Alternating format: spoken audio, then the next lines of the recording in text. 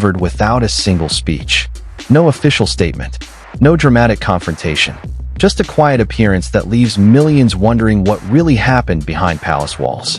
That is exactly what unfolded when Catherine, Princess of Wales, made her long-awaited return to the Chelsea Flower Show. For many, it was simply another cherished royal engagement, a celebration of nature, family, and Britain's most beloved gardening tradition. Smiles were exchanged, cameras flashed, and the familiar elegance of the monarchy seemed to be fully intact. But beneath the carefully composed images, royal observers noticed something that refused to fade into the background. It wasn't only Catherine's confident return after months of intense public attention that captured headlines. It was who appeared to be missing from the wider narrative. Almost immediately, questions began circulating among royal commentators and longtime palace watchers. Had this joyful comeback quietly revealed a deeper shift inside the royal family? Or were people reading far too much into a routine public appearance? Some reports even suggested that Catherine's warm reception had unintentionally highlighted an uncomfortable contrast involving Queen Camilla. Others argued that talk of a deliberate royal snub was based more on speculation than verified fact. The truth, as is often the case within the monarchy, may be far more complex than the headlines suggest, because royal life is rarely defined by what happens in front of the cameras alone. Sometimes it is the symbolism, the traditions, and the subtle changes in relationships that tell the most compelling story. So why did one appearance at a famous flower show spark so many questions about loyalty, legacy, and the future of the modern monarchy? And what did it reveal? Not only about Catherine's remarkable comeback, but about the delicate balance of power, public affection, and perception inside Britain's royal family. To understand why this single day generated such powerful reactions, we first need to go back and explore the history that made this moment so significant. To understand why Catherine's appearance at the Chelsea Flower Show generated such intense public discussion, it is important to separate verified events from the speculation that quickly spread online. The Chelsea Flower Show has never been just another date on the royal calendar. Organized annually by the Royal Horticultural Society, it has long represented Britain's appreciation for nature, craftsmanship, and tradition. For generations, members of the royal family have attended the event, transforming it into a meeting point between royal duty and national identity. A simple walk through its gardens often carries far greater symbolic meaning than a formal speech. For Catherine, the event holds an especially personal significance. Years before becoming Princess of Wales, she developed a genuine public interest in the role that nature can play in children's emotional and physical well-being. In 2019, she co-designed the Back to Nature garden for the Chelsea Flower Show, encouraging families to spend more time outdoors. Rather than focusing on royal glamour, the project reflected one of the causes she has consistently championed throughout her public life. That project revealed something essential about her approach to royal service. Instead of seeking attention through grand announcements, Catherine often communicates through carefully chosen initiatives that connect with everyday life. Whether discussing early childhood development, mental health, or family relationships, her public engagements have typically emphasized continuity rather than spectacle. That quiet style has gradually become one of her defining strengths. Then came one of the most difficult chapters of her public life. Following major abdominal surgery and later her announcement that she was undergoing cancer treatment, Catherine understandably stepped back from public duties. During those months, speculation across social media reached extraordinary levels. Rumors multiplied far faster than verified information, reminding the world just how closely every movement of the royal family is observed. When Catherine eventually resumed selected public appearances, each engagement carried emotional significance far beyond its official purpose. People were not simply watching a royal event. They were witnessing the gradual return of a future queen after an intensely private health challenge. That context transformed every smile, every conversation, and every public appearance into something far more meaningful. The Chelsea Flower Show became one of those moments. The gardens themselves seemed to provide an appropriate setting for renewal. Carefully cultivated landscapes symbolized patience, resilience, and hope, qualities that many observers believed reflected Catherine's own journey back to public life. The atmosphere felt calm rather than dramatic. Visitors admired the displays. Children explored the gardens. Photographers captured moments of genuine warmth. Yet beneath the peaceful surroundings, another conversation quietly unfolded.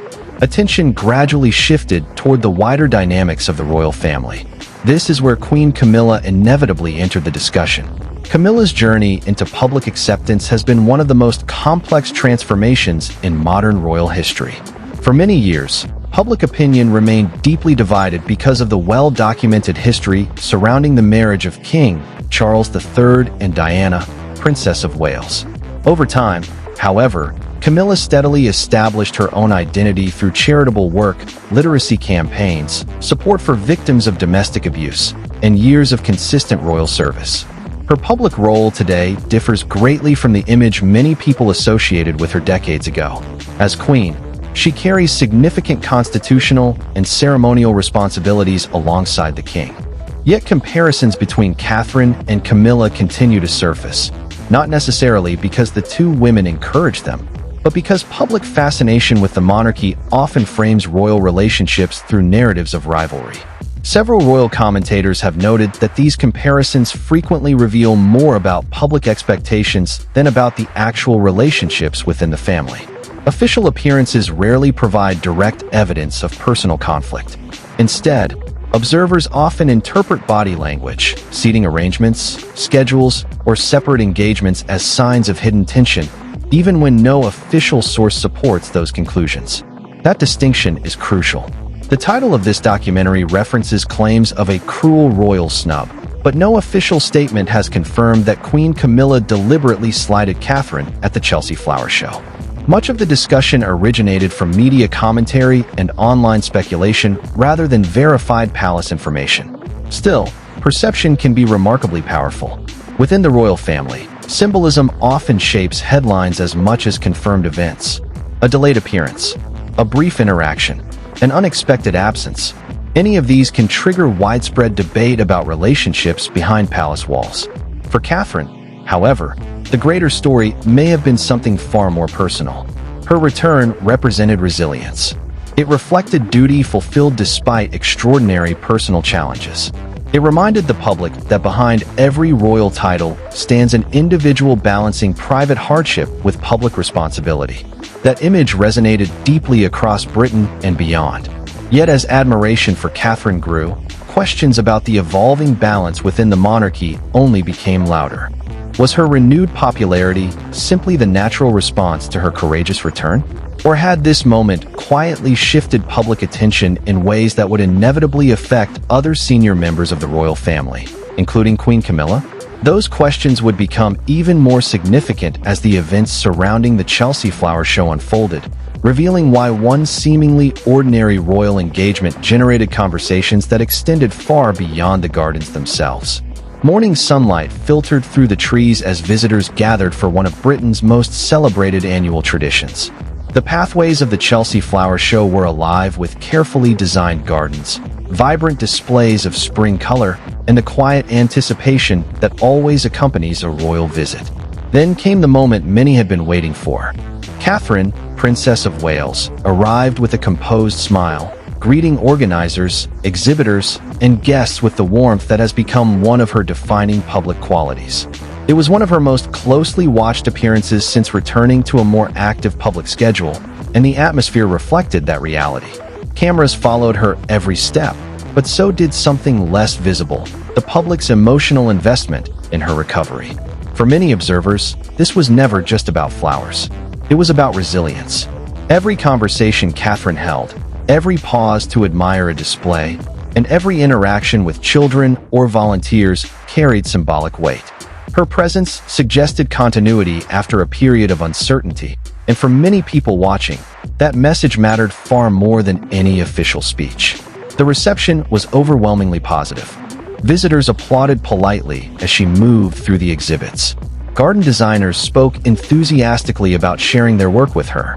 Photographs captured moments of genuine curiosity as she asked questions about plants, sustainability, and projects designed to encourage children to spend more time outdoors.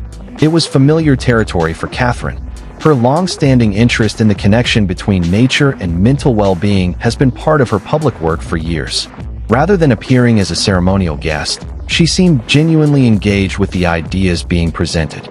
That authenticity became one of the day's defining images. Yet as media coverage expanded throughout the day, another narrative quietly began to develop.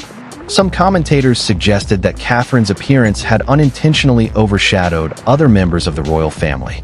Headlines began drawing comparisons, particularly with Queen Camilla, prompting renewed discussion about changing public perceptions within the monarchy.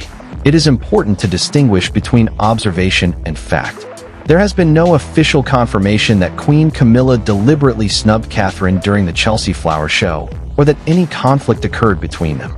Reports describing a royal snub largely emerged from commentary, opinion pieces, and online speculation rather than verified palace statements. Even so, the discussion itself became part of the story. Royal commentators noted that Catherine's popularity has grown steadily over the years, particularly following the public response to her health announcement. Her calm demeanor and measured approach to public life have strengthened her reputation, and many observers viewed her return as one of the most anticipated royal moments of the year. That enthusiasm inevitably shaped media coverage. Some analysts argued that the attention surrounding Catherine simply reflected public affection rather than internal palace dynamics. Others believed it highlighted the evolving image of the next generation of senior royals as Prince William and Catherine prepare for greater responsibilities in the years ahead. Body language experts, frequently quoted in royal coverage, also weighed in. While such interpretations remain subjective rather than factual, some suggested that Catherine appeared notably confident and relaxed during the event. Others emphasized that public confidence often returns gradually after a prolonged absence, making her composed appearance especially meaningful. The setting itself reinforced that impression. The gardens represented growth after difficult seasons, flowers blooming after months of careful care, landscapes transformed through patience rather than haste. For many viewers, those images mirrored Catherine's own journey back into public life. Meanwhile, Queen Camilla continued fulfilling her own schedule of engagements, reflecting the reality that senior royals often divide responsibilities across multiple events. The absence of a joint appearance should not automatically be interpreted as evidence of disagreement, despite the speculation that circulated online. Still, perception has always played an extraordinary role in royal history. The monarchy functions not only through constitutional duties, but through symbolism. Every appearance, every photograph, and every carefully planned engagement contributes to the public story surrounding the institution. That is why a seemingly ordinary visit to a flower show generated so much discussion. It wasn't simply about who attended. It was about what people believed the images represented. Some saw Catherine's return as evidence of stability and hope for the monarchy's future. Others interpreted the public reaction as a reminder that emotional connections often shape royal popularity more than formal rank. Those differing perspectives reveal as much about public expectations as they do about the royal family itself. Throughout history, royal women have frequently carried the burden of comparison. Queen Elizabeth II and Princess Margaret, Diana and Sarah Ferguson, Diana and Camilla. Now, in the eyes of some commentators, Catherine and Camilla are occasionally placed into similar narratives, even when their public roles and responsibilities differ significantly. Such comparisons often oversimplify a far more complex reality. Both women represent different generations, different life experiences, and different paths into the monarchy. Rather than competitors, they serve distinct constitutional roles within the same institution. Yet headlines often favor conflict over nuance. That is why stories suggesting hidden rivalries spread so quickly. As the Chelsea Flower Show came to an end, visitors left carrying memories of extraordinary floral displays and one particularly significant royal appearance. But the wider conversation continued. Overlap, each helping to guide the institution through changing expectations.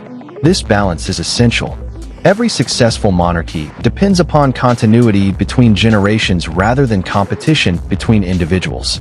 History suggests that periods of transition often bring increased public attention. Every appearance is examined more closely. Every decision is analyzed more carefully. Yet the institution has endured for centuries because it has continually adapted while preserving its core traditions. The Chelsea Flower Show may ultimately be remembered not for rumors of disagreement, but for something much more enduring. It demonstrated how a single public appearance can restore confidence, inspire optimism, and remind people of the human side of public service.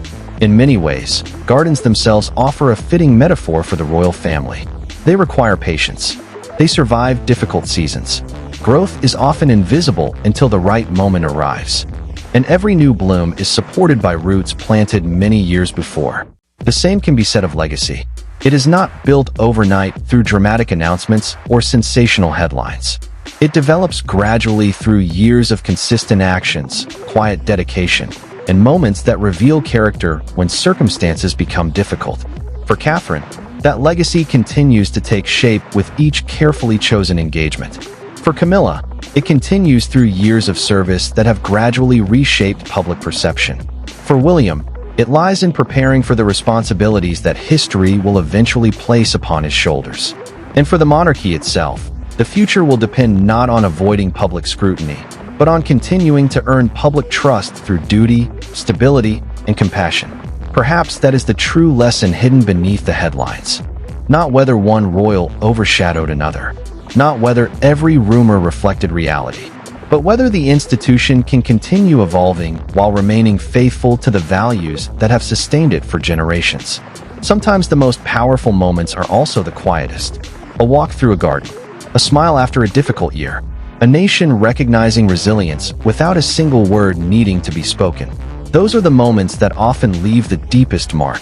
And long after the flowers of Chelsea have faded with the changing seasons, the image of Catherine's return may remain, not as a story of rivalry, but as a reminder that dignity, perseverance, and hope often speak louder than any headline ever could. As we come to the end of this story, we'd love to hear your perspective. Do you believe Catherine's return to the Chelsea Flower Show marked more than just another royal engagement? Could it represent a new chapter for the future of the monarchy?